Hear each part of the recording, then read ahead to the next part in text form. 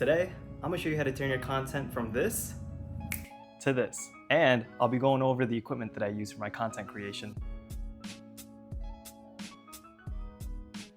Now, the difference isn't a crazy camera or a big studio. It's a simple system that helps me create clean and intentional content consistently. I already work as a full-time dentist, so I need a relatively simple system that I could actually fit into my schedule. And once I figured that out, everything became so much easier. And the best part, all of the equipment that I use for my content in total costs less than $500. When I first moved into my place, I had no intention of getting into content or YouTube.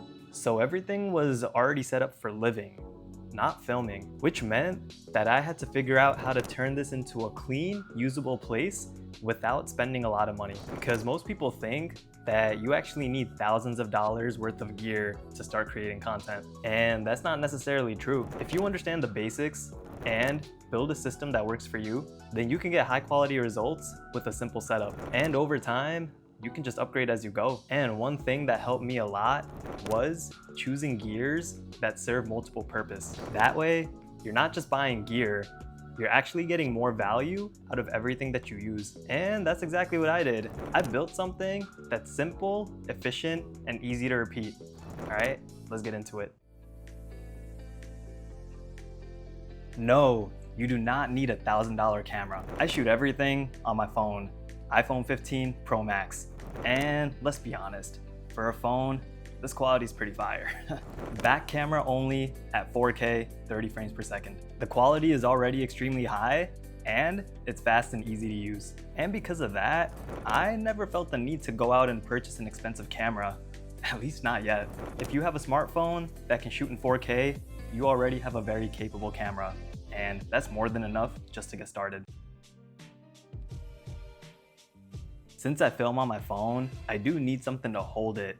And for that, I use the DJI Osmo Mobile 7P. This is a gimbal with a built-in tripod, and honestly, I use this for everything. Filming these videos, filming outside, in the gym, and even my dance content. And by the way, yeah, I do dance sometimes, and I have a separate YouTube channel for that. You can follow that right here at Goyle Grooves. For me, what makes this gimbal really useful is the tracking. It follows your face and body automatically so that you don't have to worry about being out of frame, which is huge, especially if you're filming by yourself. You can also control it with hand gestures, start and stop recording, and turn the tracking on and off. So once it's set up, you don't really got to touch it. And this is what I was talking about earlier.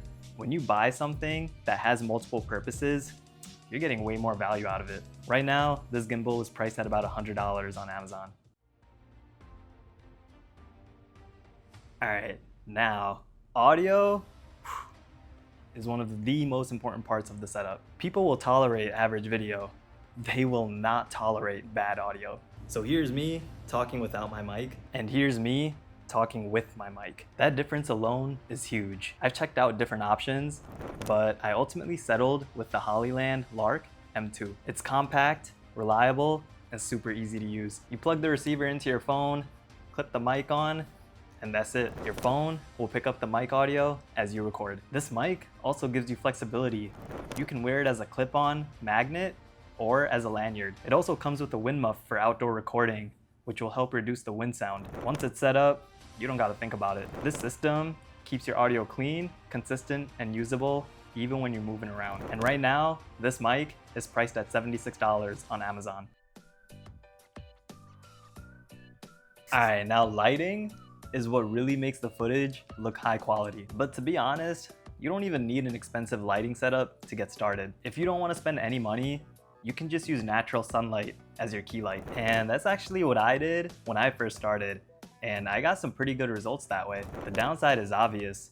You can only film during the day, and it's not always gonna be consistent depending on how much sunlight there is. Whatever lighting setup you do use though, the key is to make sure that the light is hitting your face at a 45-degree angle. And if you wanna film at night, or you just wanna have full control over your lighting, then you will need a basic lighting setup. At minimum, that's one key light, a softbox to diffuse the light, and a light stand. And if you want, you can also add some extra lighting for support, depth, and background separation. My key light is the newer CB60B 70 watt bicolor light. That's paired with a 90 centimeter octagonal softbox with a honeycomb grid and a light stand that goes up to 7 feet.